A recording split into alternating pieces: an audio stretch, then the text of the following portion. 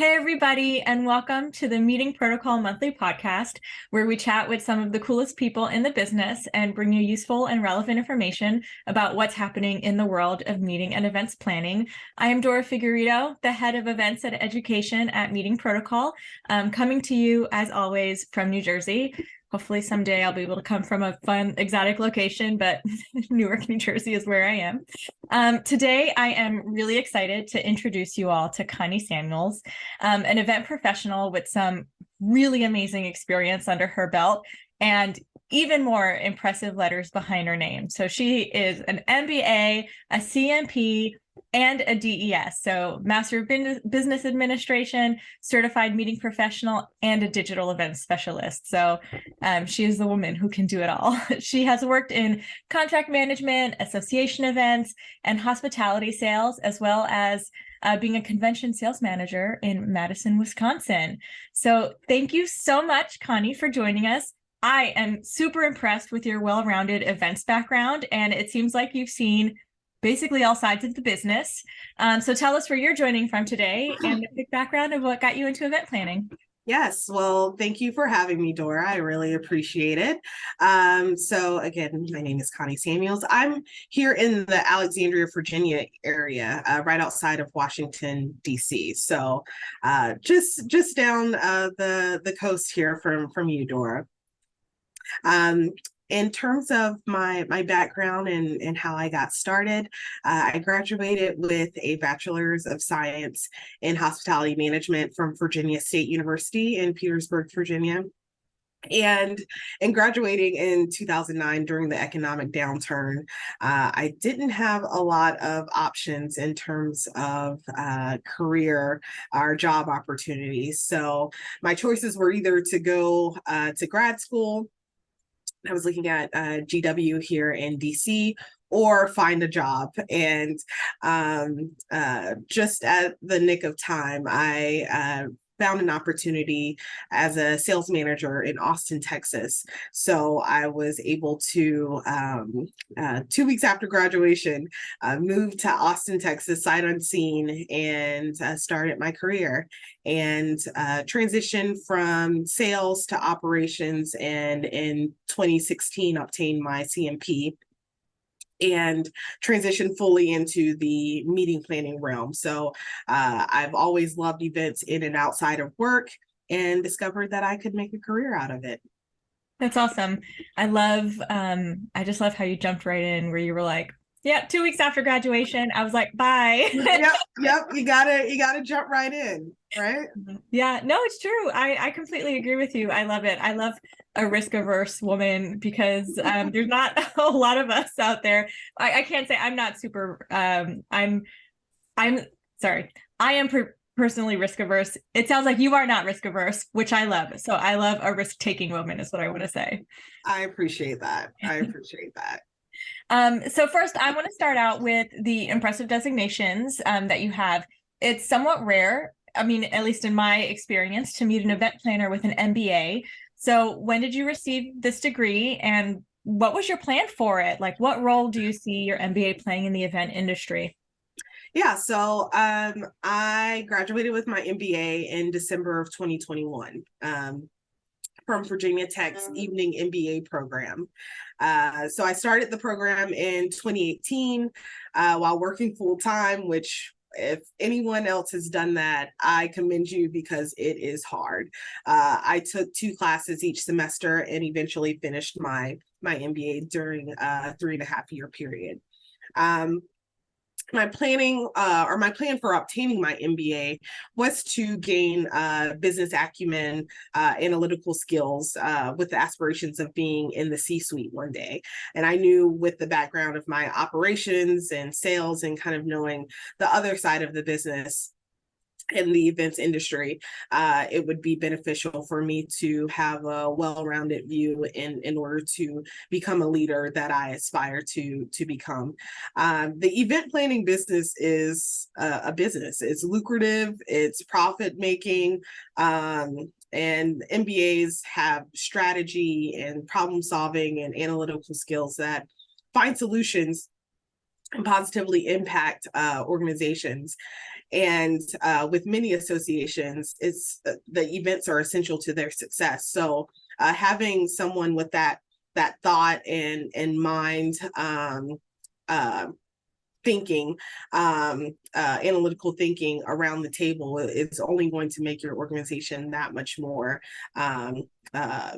agile and making better decisions in terms of the success of your overall organization. So the way that I think about things now is totally different than what when I started in 2018. So I was really grateful to gain all the skills and be a part of that program even throughout the pandemic.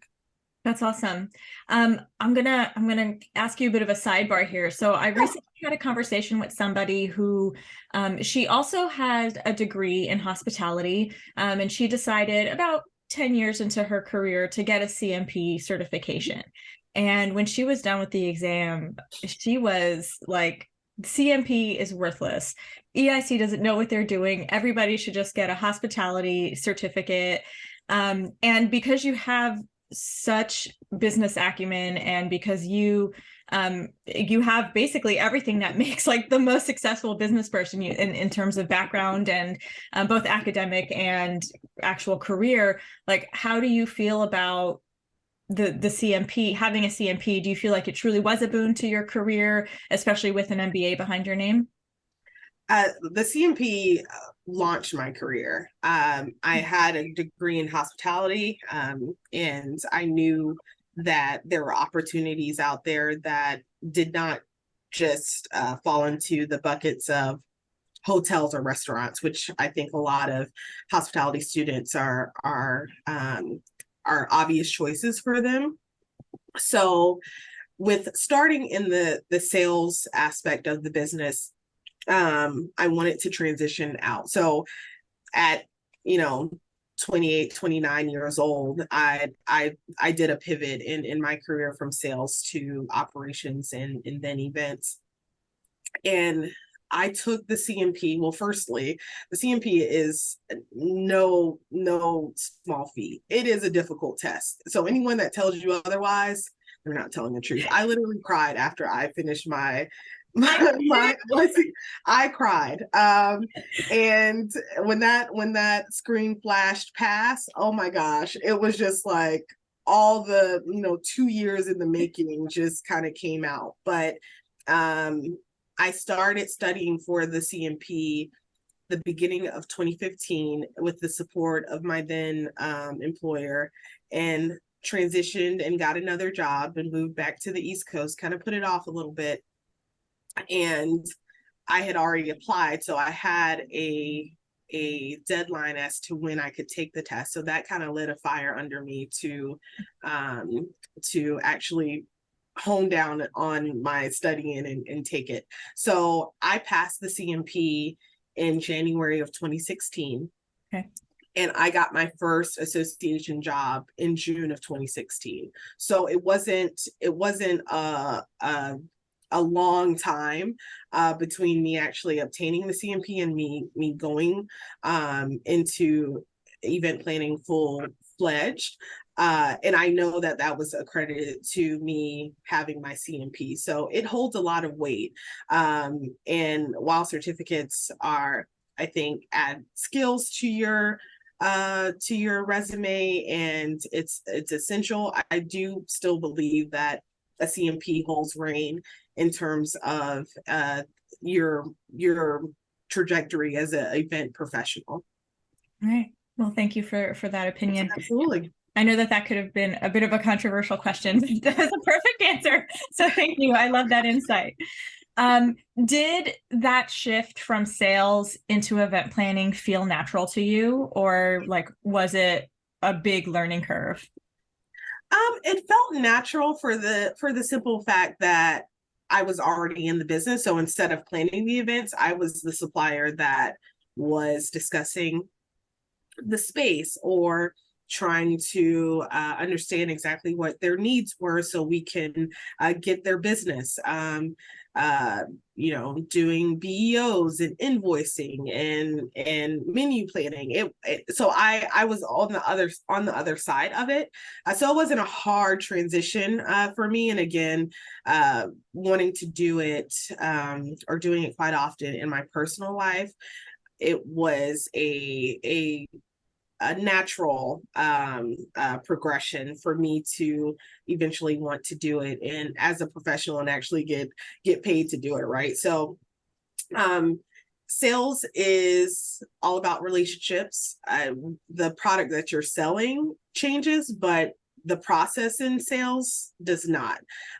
So just like events and event planning, there has to be some relational foundation in you communicating with vendors and some level of understanding, and that definitely helped in terms of my conversations in planning events and understanding exactly what is needed, talking the lingo now from the other side of the table.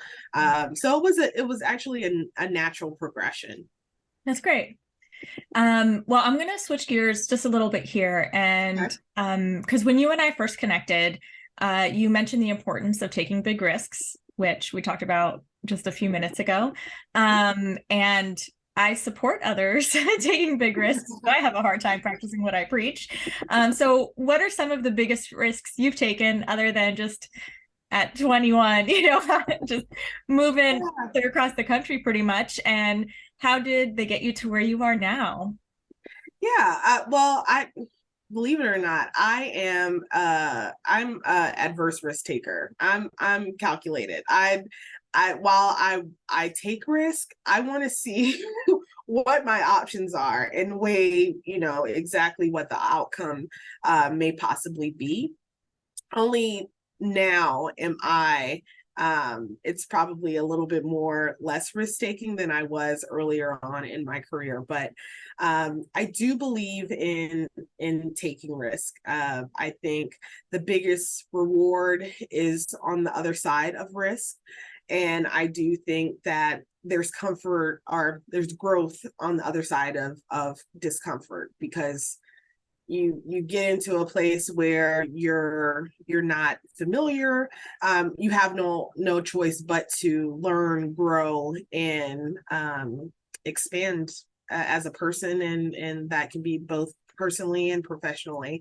So I still believe that the biggest and greatest risk that I took was moving to Austin sight unseen. And the reason for that is because it just gave me so much early on, both early on and even up until this day in my career and personally. I gained a lot of friends.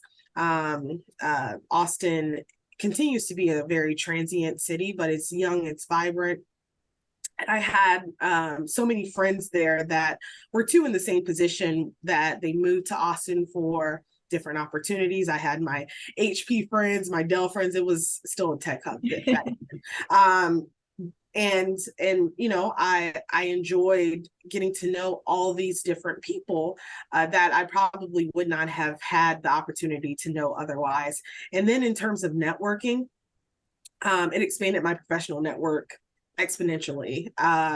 With me working at the hotels that I worked in Austin, I met clients that I still keep in touch with, or that I'm friends with now in the DC area, that were integral part of me moving back to the DC area, helping me get reacclimated to the area, both professionally and personally, getting me connected with other individuals or other colleagues in the industry. So Austin was that big risk of, I don't have any options. What can I lose? I don't want to come back to my parents' home in Northern Virginia. What can I do? And that risk, it worked out, and it's still giving back till this day. That's great. I love it. It's a success story. What advice would you give to somebody else who is considering taking a big risk? Would it just be, just do it? What's the worst that can happen? Sometimes jumping in isn't all that bad, but I know that that's not for everyone. I would say define your goals. No, there's always a element of knowing exactly what you want and it working out. It's always going to work out. So define your goals, be agile. What may show up may not necessarily be in the exact packaging that you're wanting it to be, whether that be a job, whether that be a boss. But knowing your end goal will allow you to see the light at the end of the tunnel. Is this going to get me to the next step? Mm-hmm. And again, constantly ask yourself, is this helping me get towards my goal? So I do think that there's healthy risk taking and the ability to do it in a way that there are micro risks that you and choices that you make throughout the day and throughout your career that will lead you to your overall goal in the end. I love that. That's very, I feel like I should be taking notes here. It sounds like in a way you're saying, so I think that some people, when they take risks, it's to run away from something. Yeah. And in your case, it's like run towards the thing that you want and do it, with abandon, basically. Exactly. It doesn't have to, and it doesn't have to be a big, flashy, gigantic, risk that you're jumping into. A risk could be just something that you wouldn't normally do, or something that you've been afraid or are fearful of doing. It's trying something that you don't know what the outcome may be, but it may work out, it may not. But if it doesn't, then you took the risk and you're a little bit braver on the other side. Yeah, I love it. Could I ask you what are some of your goals? Like what are your risks leading to, or hopefully leading to, I should say? So some of my goals that I have, I want to get more letters, right? And not just for the sake of getting letters behind my name, but it actually being purposeful. So I am looking to get my PMP, Project Management Professional certification. Event planners are project managers, essentially.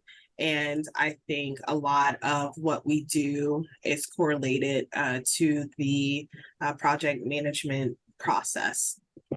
And to be marketable and in the event that we have to pivot, because we didn't know that a global pandemic was going to shut down all events. Right. So I want to make sure that I stay abreast of all the opportunities that are out there in the event that I have to pivot. And also my CAE, so Certified Association Executive certification. And that is another certification that is for association executives, leaders within the industry that are in the C-suite or leaders of teams, and understanding exactly how associations work and how they're managed, and that shows their essentially their proficiency in those areas. Yeah, that makes sense. You are a board member at multiple organizations. And I think that's something that a lot of folks are curious about how to get into. So what advice do you have for event professionals that are looking to get onto boards and further their career in that way? Yeah, a couple of things. So definitely get involved in the organizations that you're interested in. I think it's beneficial to not only just want to be on the board right off the bat. It's beneficial for you to understand how the organization works from a member standpoint and just to observe. Um, so getting involved in the association that you're interested in, network.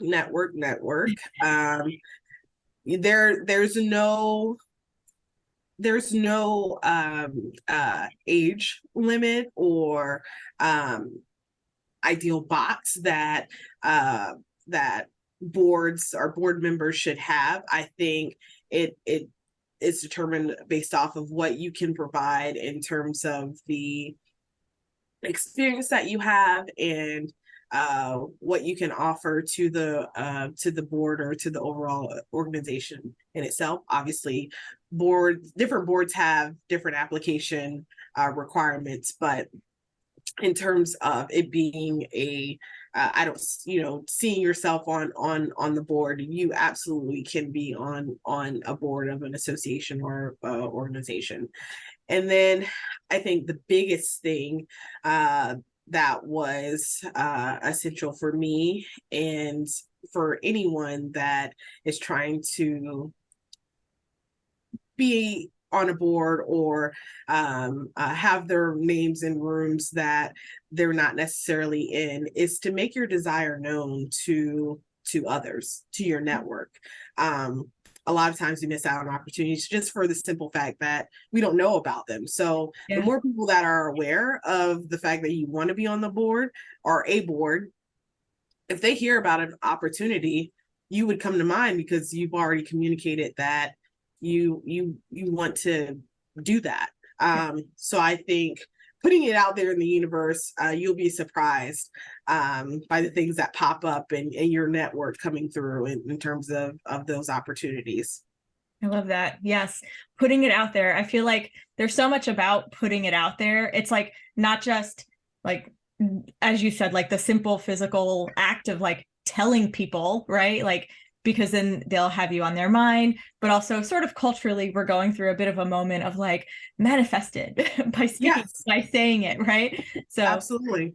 Absolutely. And there's so many diverse voices and people that boards would benefit from having them on at the table and in those rooms, that it's only essential that again you put it out there and you seek out those opportunities, but also do your due diligence in ensuring that you vocalize that as well.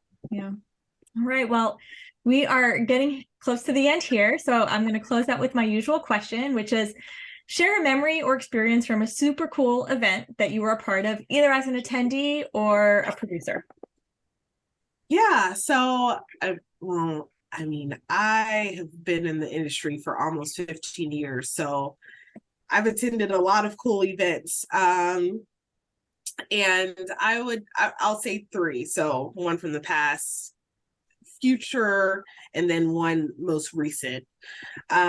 So past event, I'll go back to South by Southwest in 2018. I lived there during the time, and I was working as a hotel sales manager, so we helped book the room blocks that the South by organization actually used. But during the evening, I was an attendee.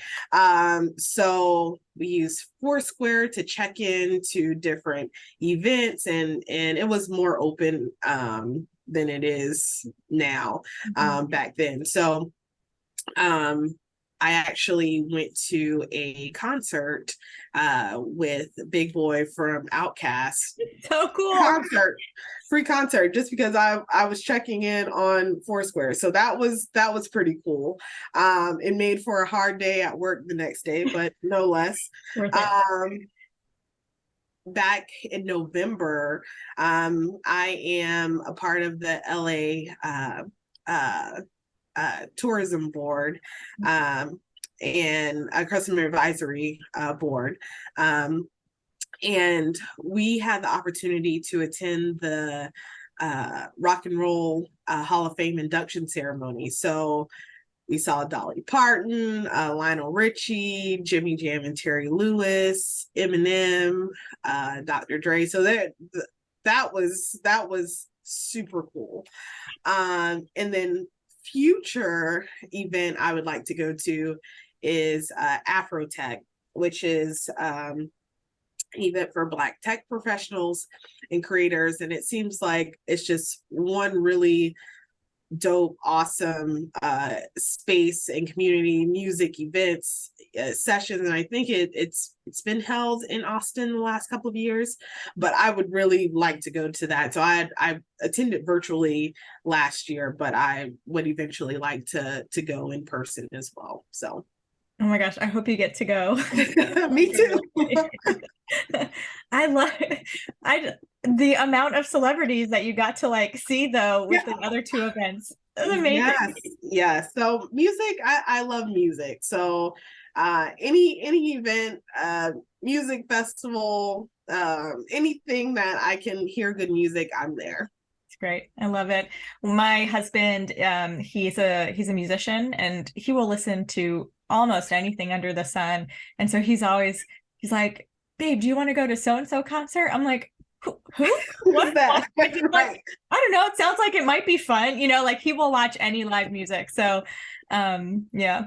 All right. Well, I know that I can ask you questions all day long, but we've got to come to a close here. And so for those who want to learn more about you and your work, where can they go for more information? Yeah, so I would be happy to connect with anyone on LinkedIn. I'm under my first name, Constance Samuels, on LinkedIn. So be happy to connect with anyone there. Okay, great. And we'll put a link to that in the newsletter as well as in the show notes on Spotify. So thank you so much, Connie. And thank you to all of our listeners and Meeting Protocol fans for checking out this episode.